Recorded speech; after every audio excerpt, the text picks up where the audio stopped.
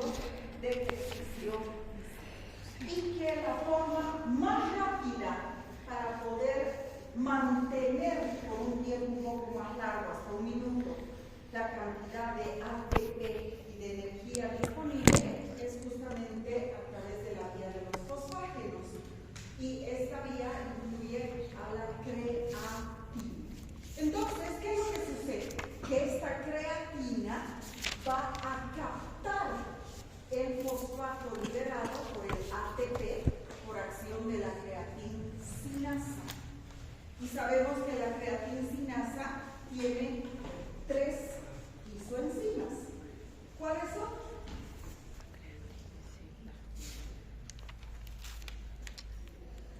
Isoenzimas de la creatinsinasa, de la CPK. Acabo de decirles que en el corazón, en el músculo y por eso, músculo esquelético, músculo cardíaco y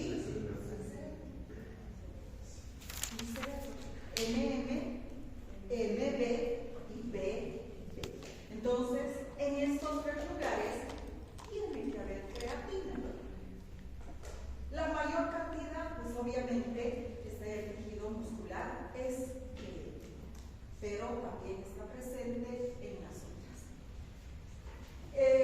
Por eso es que la creatina es considerada una reserva energética rápida, permite un reciclaje energético. ¿Por qué? Por lo que acabo de decirles, la creatina capta el fosfato del ATP y se convierte en fosfocreatina. Inmediatamente esta fosfocreatina libera su grupo fosfato, que va a ser captado por el ADP para regenerar ATP. Entonces, de esta manera es que se genera o se regenera de una manera muy rápida el ATP vía de los fosfatos. Muy bien. A nivel cerebral, ¿para qué sirve? Estimula la neurogénesis y la citogénesis. Entonces, es muy importante también la creatina para el desarrollo cerebral. ¿Dónde se sintetiza? Su síntesis es hepática, en el riñón y en el páncreas.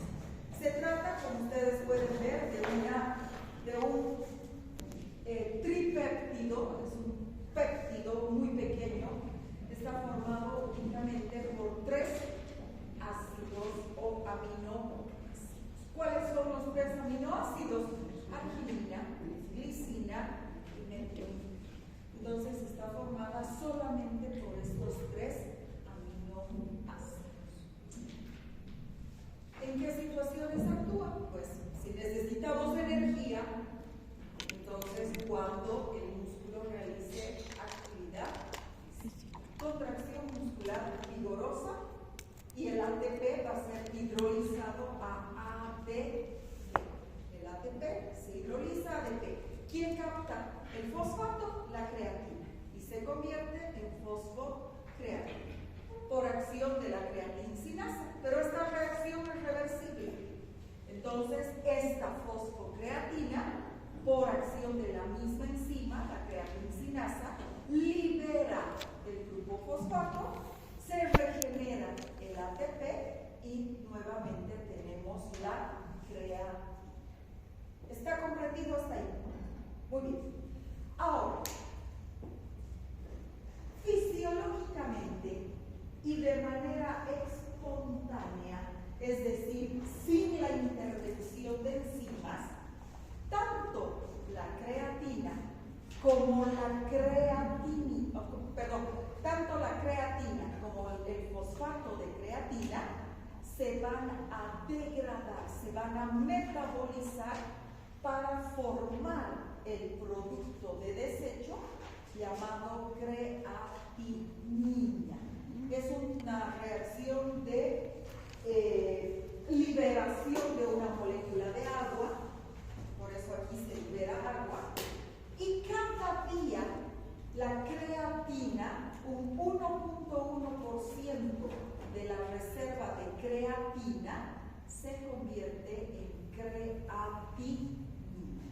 Y el 2.6% de las reservas de fosfato de creatina se convierten también en creatinina. Esto es fisiológico. Cada día, lo que significa que casi el 4% de las reservas, tanto de creatina como de fosfocreatina, van a ser convertidas en el producto de desecho, llamado creatinina. La mayor parte proviene de la musculatura esquelética.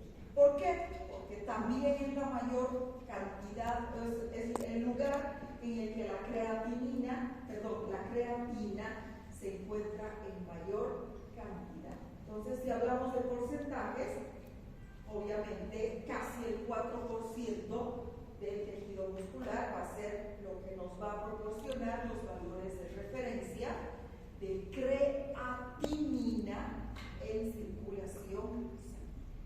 ¿Está comprendido?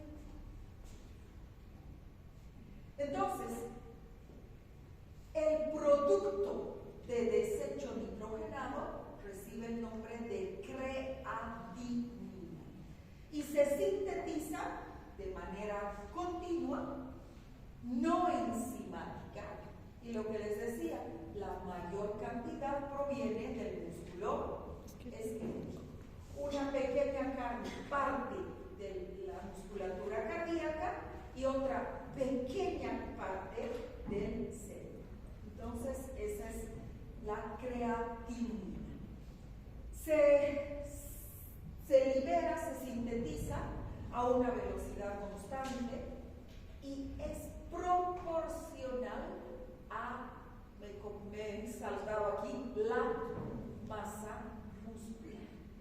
Y es un producto de desecho, lo que significa que no va a ser reutilizado.